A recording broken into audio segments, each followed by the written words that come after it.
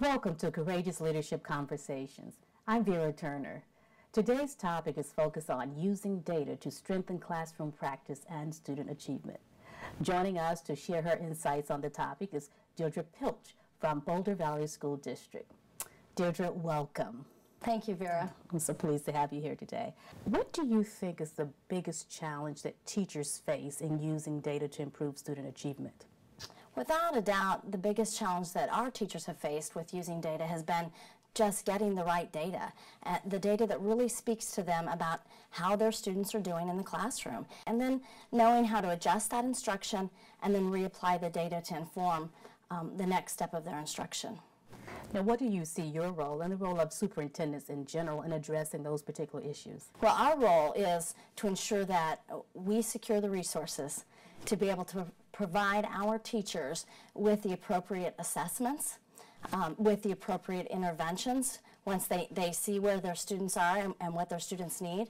We have an obligation to have the resources follow that to support the teachers. And then, of course, the professional development and ensuring that teachers have the proper training so they have the skill set to use the data and then adjust their instruction. What strategies has your district implemented to improve classroom practice?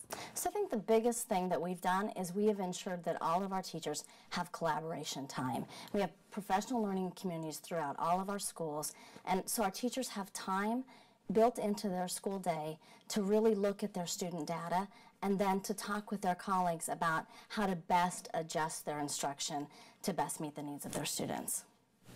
What are some of your district's achievements that you've done in this area?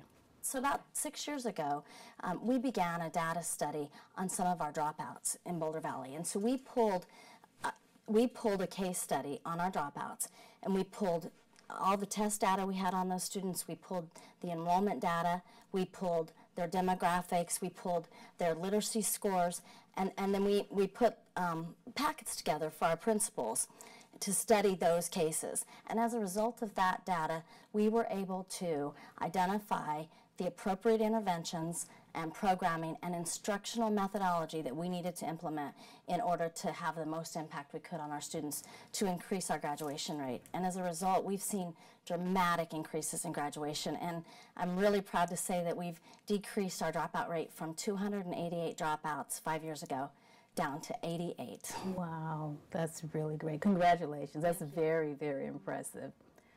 What have been some of your major challenges in implementing data? So our biggest challenge has been having an effective data management system, a system that really pulls the data for teachers in a meaningful way and allows teachers to really know what their students are able to do and what their students know, and then use that data to adjust their instruction. And how have you addressed this in your district? So what we've done is we've really narrowed the data pieces. So because we still do not have what we would call a supreme data management system. So we've limited the number of data sources that we use, and we make sure they're our most meaningful data sources. What is your biggest lesson that you've learned that you would share with other school leaders about using data to improve student achievement?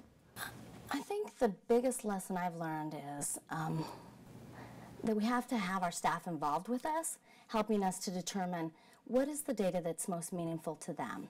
And then we had to be willing to adjust. So if what we thought at first was the right data to be looking at, and then as we got in and as those teachers got in their PLCs and were using that data, if it wasn't the right data, then we had to be willing to change that up and adjust and begin to use a different data source. And so flexibility. We had to be very flexible in our work around our data. And then we had to be honest with ourselves about what the data was telling us and willing to make some hard decisions around where our resources should go to make sure that we were supporting the students who we most needed to support. Thank you. Those were all great points, which I'm sure that other colleagues and district peers around the country will appreciate. Speaking of colleagues and peers and advice, one area of advice